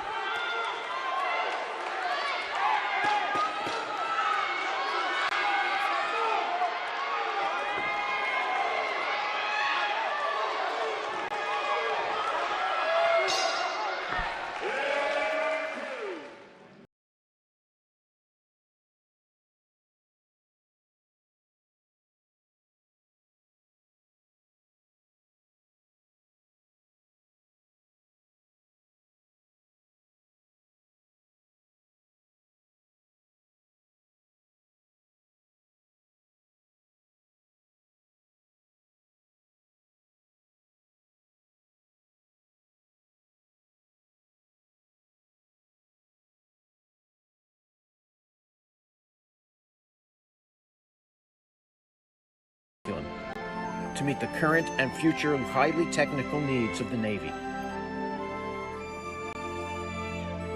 Upon graduation, a Bachelor of Science is awarded regardless of major due to the technical content of the core curriculum.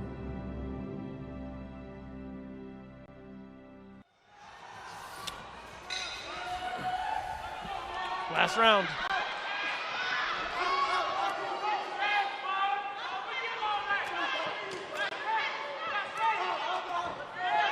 We're probably going to see this round as them trying to score as many points as possible, staying in on each other, especially in that last 10 seconds. Yeah, it's been a another close fight where I don't think there's clear. There's a slight advantage. Like, it's been different round to round. Yep.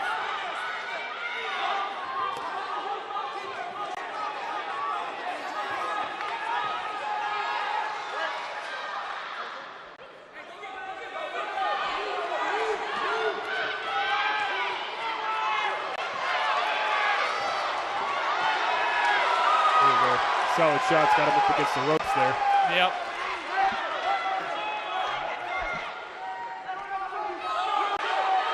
the Army guy seems to be hanging his hands low. So I don't know if that's a tiredness or if that's a... Generally, when your hands start to drop low, it's because of fatigue.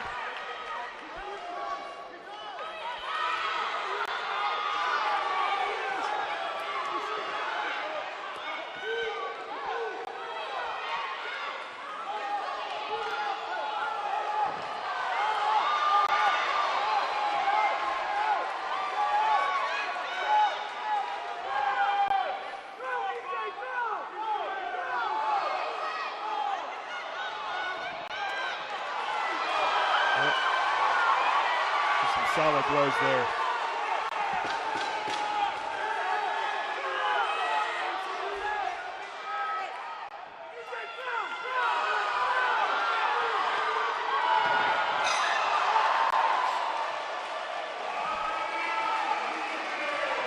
I feel like Navy had the better of that round. Yeah, I'd say the advantage goes to the Navy fighter there. The Army guy seemed to, again. You know, once that fatigue sets in, it was almost hard to defend from those shots. And it was like halfway through the round, it feels like he was done, and there was no defending.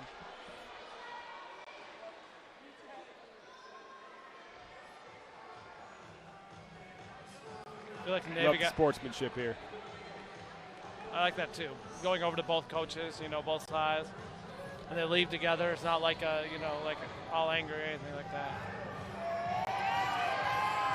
Just like in the military, right? We always have each other's back no matter where we go. Here we go in our second bout, 175-pound weight class, in the winner from the blue corner, DJ Harris.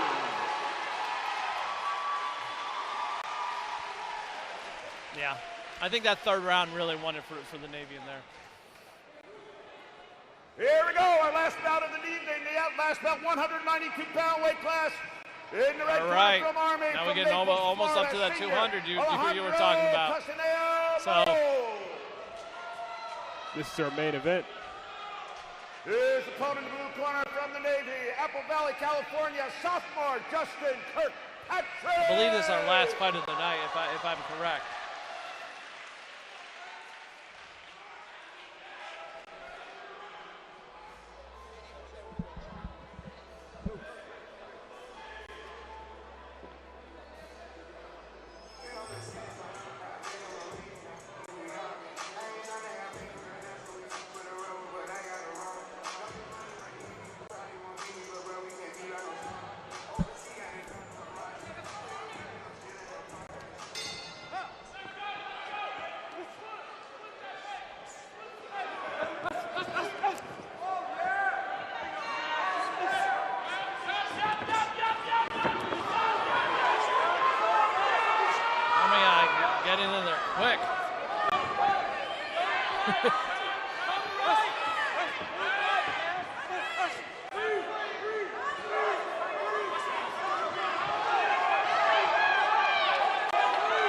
Is there a reason to get low like that? Because he keeps ducking down and throwing those punches. Does it give you more velocity or power behind your punches? He's just trying to keep his head moving.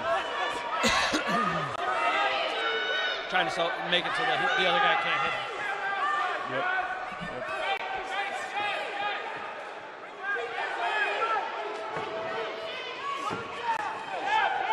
You know, a lot of the reason for that rotation is also like doing things like coming in for like an overhand right.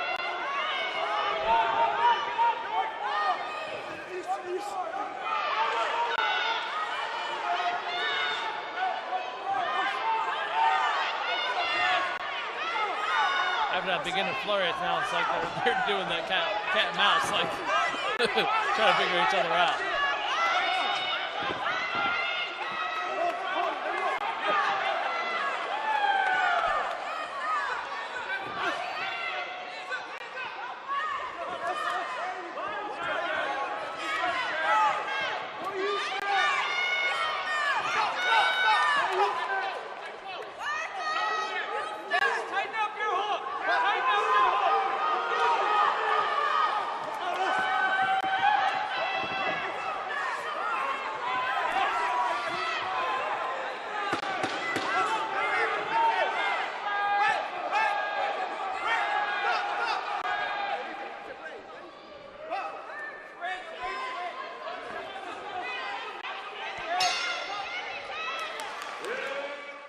So the Army-Navy rivalry, obviously the Army-Navy rivalry is huge in football.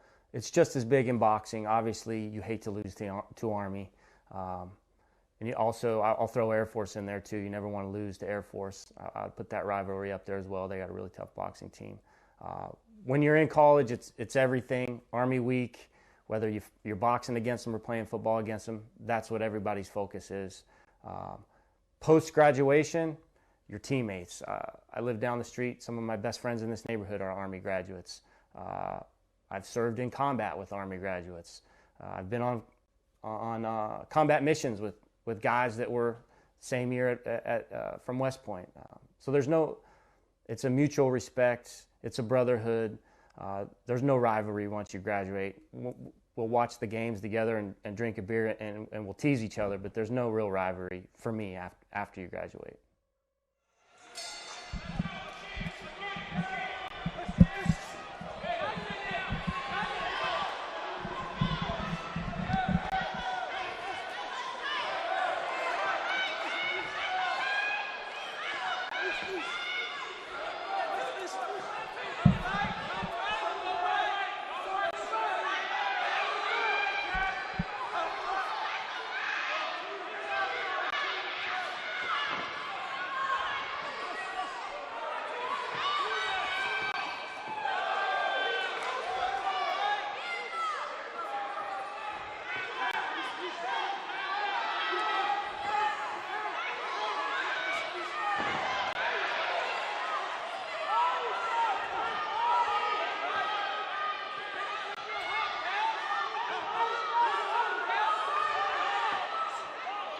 One of the things that can make it hard to keep your hands up when you're wearing headgear as well, because the headgear restricts your view, and when you have your hands up guarding your head, that restricts your view even more.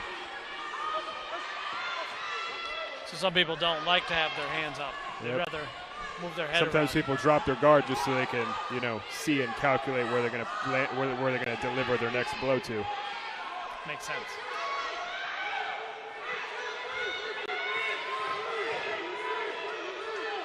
And not only that, but also evade the blow of the fighter, because if you can't see in that sector, it's hard to you're clearly going to miss when your opponent comes in to land their shots.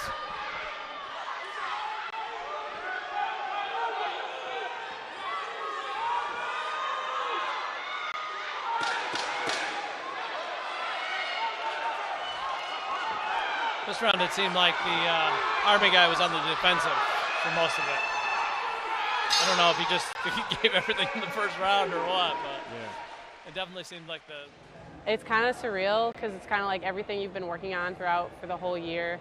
It's a long season, and we practice from August to April, and brigade boxing is when you could show all your friends what you and your teammates have been doing, and it's also an opportunity to push each other more than you would at practice, because you both kind of want to win. So but at the end of the day, it's all love, so it's just surreal. I love it.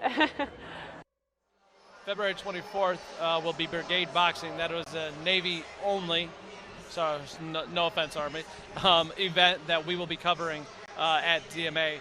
So it's going to be exciting. I will be back again for that, and then my counterpart will be MC1 Pyfrom, and we'll get to see the Navy versus Navy, figure out who's better from the different brigades that are throughout the college. I'm sure that'll be exciting too.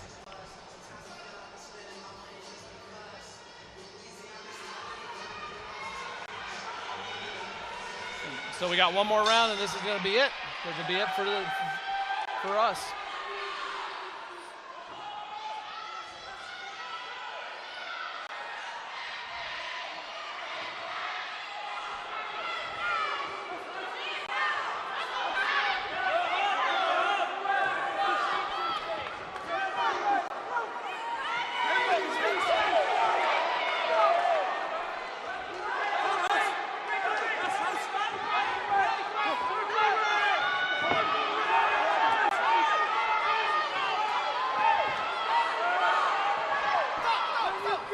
And Navy fighter's doing a really good job of conserving his energy.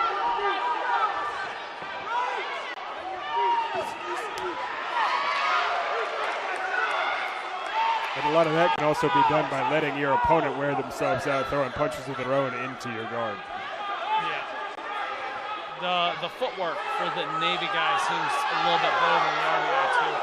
There's more dancing around versus the Army just trying to walk towards the Navy guy to get his punches in.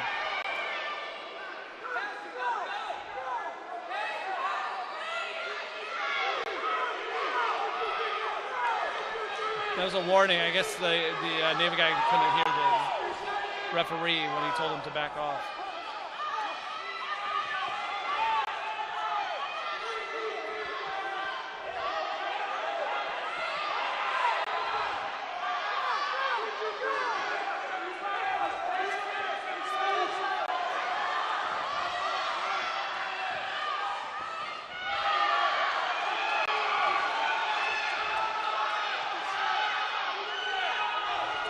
The Navy guy seems to have a little bit of a reach on the Army guy. Not very much, but there does seem a little bit of it. He does seem to be using it.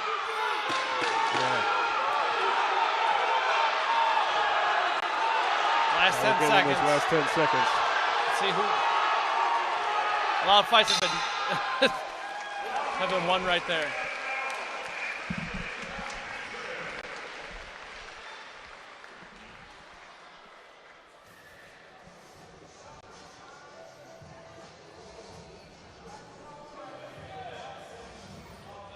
All right.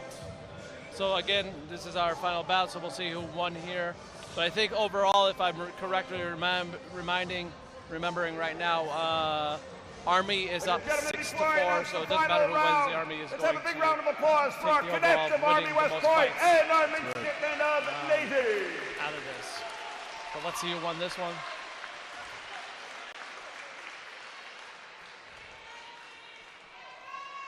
So here we go, our final bout, 192-pound weight class, and the winner from the blue corner, Justin. All right, so Navy won the last one 6-5, so it was close. Close. All right, that is it for us. I am MC1 Lyle Wilkins. This is Staff Sergeant Randy Roberts, and from the crew at from DMA. Have a good night, everyone. And I will see you in February.